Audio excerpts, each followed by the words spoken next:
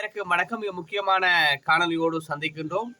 நாங்கள் ஏற்கனவே பல்வேறுபட்ட காணொலிகளில் எதிர்கூறியதைப் போல எரிபொருள் தட்டுப்பாடு, எரிபொருளுக்கான விலை உயர்வு, அதே போல உலகெங்கிலும் ஏற்படக்கூடிய பல்வேறுபட்ட அபாயங்கள் குறித்தும் சொன்னதைப் போல விடயங்கள் நிகழ்ந்து வருகின்றமை காணக்கூடியதாக இருக்கிறது. அந்த அடிப்படையிலே பார்க்கின்ற பொழுது நண்பர்களே, நேற்றைய நாளிலே பயங்கரமான 3 விமானங்கள் மூலம் பயங்கரமான 3 அணு உலைகள் மீது அமெரிக்கா தாக்குதலை மேற்கொண்டிருந்தது. அந்த அடிப்படையில் பார்க்கின்ற பொழுது பாரிய சேதம் ஈரானுக்கு ஏற்பட்டிருக்கிறது. ஈரான் அதற்கு பதிலடியாக சொல்லியிருக்கிறது, அமெரிக்கா இதற்கு பாரிய விலைகளை எதிர்கொள்ள நேரிடும் என்று சொல்லி. இப்படி நிலவரங்கள் இருக்கின்ற பொழுது மிக துரிதமாக ஒரு செய்தி ஒன்று வெளியாகி இருக்கிறது.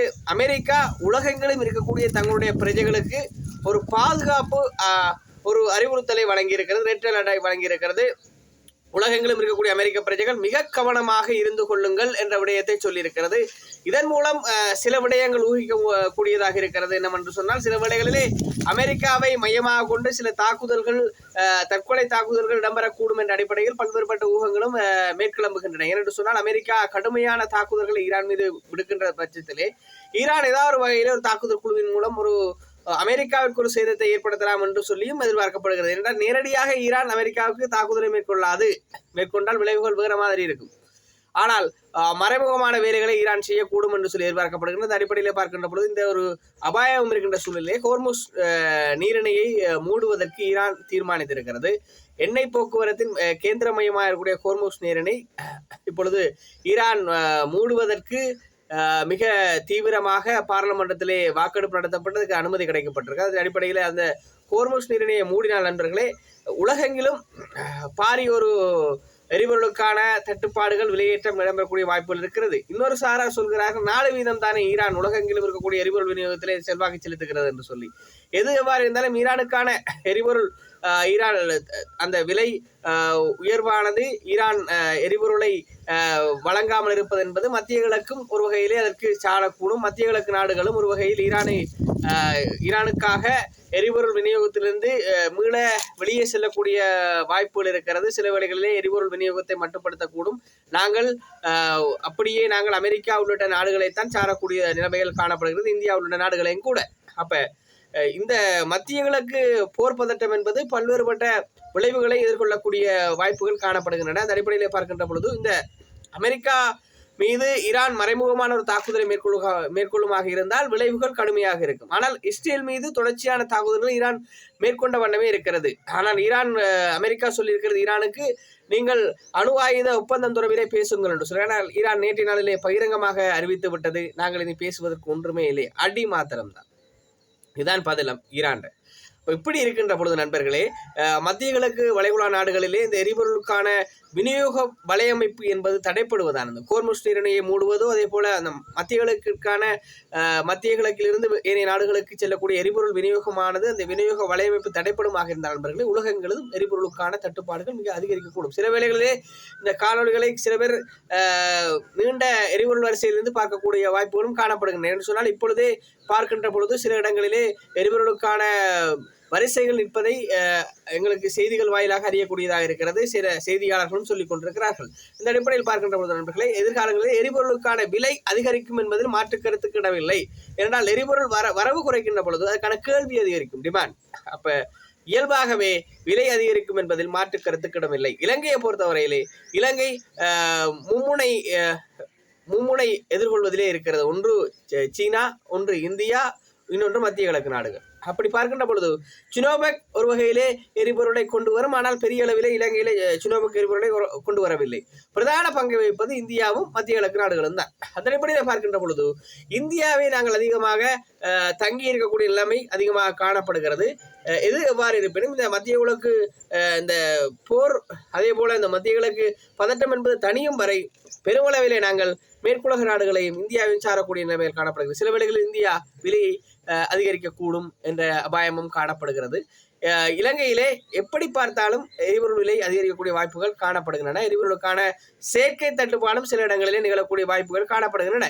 ஏனென்று சொன்னால், பார்த்தீர்கள் என்று சொன்னால், இப்பவே ஒரு 3% கச்சா எண்ணெயின் விலை அதிகரிக்கப்பட்டிருப்பதாக உலகெங்கிலும் உள்ள செய்திகள் வெளியாகி இருக்கின்றன.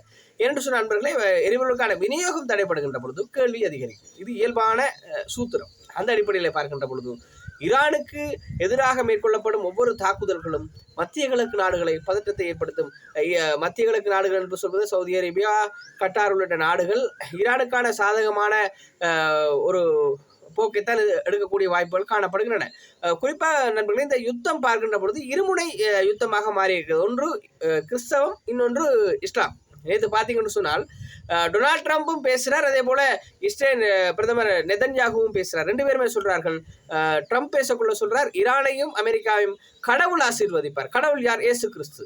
அதே போல இஸ்ரேலிய பிரதமர் பேசும் போதும் சொல்கிறார், எங்களை இஸ்ரேலையும் அமெரிக்காவையும் கடவுள் ஆசீர்வதிப்பார் என்ற விடயத்தை சொல்கிறார். இப்போ இருவரும் அமெரிக்காவையும் இஸ்ரேலையும் கடவுள் ஆசீர்வதிப்பார் என்று சொல்வது, கடவுள் யார்? கிறிஸ்து, இயேசு கிறிஸ்து. இங்கால பக்கம் பார்க்கின்ற பொழுது அப்போ இருவருமே மத ரீதியாக ஒருங்கிணைந்திருக்கிறார்கள் என்ற விடயத்தை சொல்லிக்கொள்ள வேண்டும். இங்கால பக்கம் பார்த்தீங்கன்னா அல்லாஹ், அதாவது இஸ்லாம். அப்போ அந்த அடிப்படையில் பார்க்கின்ற பொழுது இவர்கள் ஒரு இறை கோட்பாடு அடிப்படையில் யுத்தத்தை ட்ரம்ப் செய்ய முனைகிறாரா என்ற கேள்வியும் இருக்கிறது. எது எவ்வாறு இருந்தாலும் ஈரானை வளர்ந்து வருவது என்பது அமெரிக்காவுக்கு ஒரு பாரிய அச்சுறுத்தலாக காணப்படுகிறது. ஈரான் வளர்ந்தால் அமெரிக்காவுக்கு ஒரு பாரிய அச்சுறுத்தல். உலக பொலிஸ்காரன் என்று சொல்ல முடியாது. உலகத்திலேயே அணு ஆயுதத்துக்கு இருக்கக்கூடிய மதிப்பு மிக அதிகம். அணு ஆயுதம் என்று சொல்வது உங்களுக்கு தெரியும். நேற்றைய நாளில் பார்க்கின்ற பொழுது எத்தனையோ ஆயிரக்கணக்கான மைல்கள், 10,000க்கும் அதிகமான மைல்களுக்கு தூரத்தில் இருந்து விமானங்களை அனுப்பி மிக துல்லியமாக நிலத்திலிருந்து 200 மீட்டர் அடிவரை சென்று தாக்கக்கூடிய ஆயுதங்களை அமெரிக்கா மிக நேர்த்தியாக வைத்திருக்கிறது. அணு ஆயுத அடிப்படையிலான உற்பத்தி செய்யப்பட்ட ஆயுதங்களை தான் அமெரிக்கா வைத்திருக்கிறது. அதே போல ஈரான் இப்படியான ஆயுதங்களை உற்பத்தி செய்யுமாக இருந்தால், மத்திய கிழக்கில் ஒரு சுயாதீனமாக சிந்தித்து முடிவெடுக்கின்ற ஒரு நாடு வளருவாக இருந்தால் அமெரிக்காவுக்கு ஒரு பெரிய பாதிப்பாக இருக்கும். அதான் அமெரிக்கா படாத பாடுபட்டு கொண்டிருக்கிறது. அதே போல் இன்னொரு பக்கம் பார்ப்பீங்கன்னு சொன்னா லண்டனும் அதே பாட்டை தான் படுது. அப்போ பார்த்தீங்கன்னா லண்டனும் கஷ்டப்படுதுன்னா, லண்டன் சில வேளைகளில் ஈரான் வளர்ந்து வர லண்டன் ஆக்களுக்குலாம் பிடிக்கல, லண்டன் மேற்குலக நாடுகளுக்கு பிடிக்கல. அந்த அடிப்படையில் பார்க்கின்ற பொழுது ட்ரம்ப் அதிகமாக யுத்தத்தை மேற்கொண்டு இருக்கிறார். இப்பொழுது பார்த்தீங்கன்னு சொன்னால் ஈரான் கருத்து ஒரு அமைதியான கருத்தாகத்தான் இருக்கு. ஈரான் சொல்லுது, நாங்கள் பதிலடி தாக்குதலை தான் மேற்கொள்கிறோம். ஏன்னா நாங்கள் சர்வதேச சட்டங்களை மீறவில்லை என்ற விடயத்தை ஆழமாக சொல்லி கொண்டிருக்கிறது ஈரான். இன்னொரு பக்கம் பார்த்தீங்கன்னு சொன்னால் ஈரான் குற்றஸ் சொல்கிறார் என்று சொன்னால் அவர் எந்த இடத்திலே அமெரிக்காவை தாக்கல. அவர் இந்த யுத்தம் முடிவுக்கு கொண்டு வர விடயத்தை தான் ஐக்கிய நாடுகள ஆணையாளர் சொல்றார். மனித உரிமை ஆணையாளர் அல்ல, ஆணையாளர் சொல்கிறார். ஆனால் அவர் கருத்தை பார்க்கின்ற பொழுது அவர் அமெரிக்காவை எந்த இடத்துலையும் தாக்க இல்லை. அப்போ இதுலேருந்து விளங்குது அமெரிக்காண்ட பவர் எங்கே இருக்கு. ஐநா எப்போவுமே ஒரு சமதையா இல்லாட்ட சமபங்கா இல்லாட்ட சமநீதியா ஐநா செயற்படாது என்பதற்கான உதாரணம் அது. சரிமுனைகள் இருக்கின்ற பொழுது இப்போ ஈரானும் இஸ்ரேலும் மோதுவது என்பது வேறு விடயம். அது இரு நாடுகள். அமெரிக்கா பலவந்தமாக ஒரு நாட்டுக்கு அதிகமான ஆதரவை செய்வது பிழையான விடயம் இருந்த பொழுதும் தாக்குதலை நேரடியாக அமெரிக்கா செய்கிறது. அதுக்கான எந்தவித கோட்பாட்டு விளக்கமும் இல்லை. அப்போ இப்படி பார்க்கின்ற பொழுது ஒரு வகையில் இஸ்ரேலும் ஈரானும் மோதலை நாங்கள் இப்படி பார்க்கலாம். அப்படின்னு சொன்னால் அங்கால பக்கம் இஸ்ரேலுக்கும் பலஸ்தீனுக்கு மோதலுக்கு ஒரு வகையில் ஈரான் ஆதரவு வழங்குன்னு சொல்லி கூட ஒரு வகையில் நியாயப்படுத்தலாம். ஆனால் யுத்தத்தை நியாயப்படுத்தவே முடியாது ஒரு வகையில், ஒரு அடிப்படை கோட்பாட்டு விளக்கத்துக்காக. ஆனால் அமெரிக்கா ஈரான் மீது தாக்குதலை மேற்கொள்வது என்பது ஏற்றுக்கொள்ள முடியாத விடயமாக காணப்படுகிறது. எது எவ்வாறு இருந்தாலும் வல்லான் வகுத்ததே வாய்க்கால் என்ற விடயம் இருக்கிறது.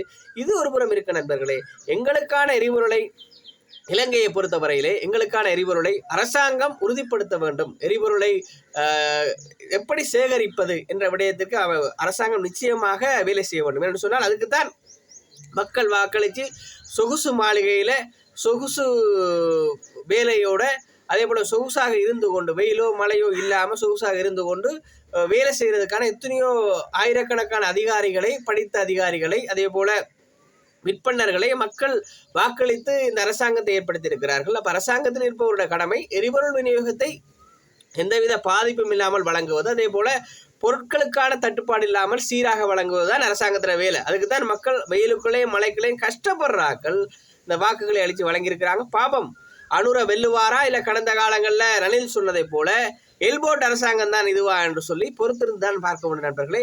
நாங்கள் தொடர்ந்து பேசுவோம் மீண்டும் ஒரு காணொலியில். நான் உங்கள் செந்தூரன். நன்றி, வணக்கம்.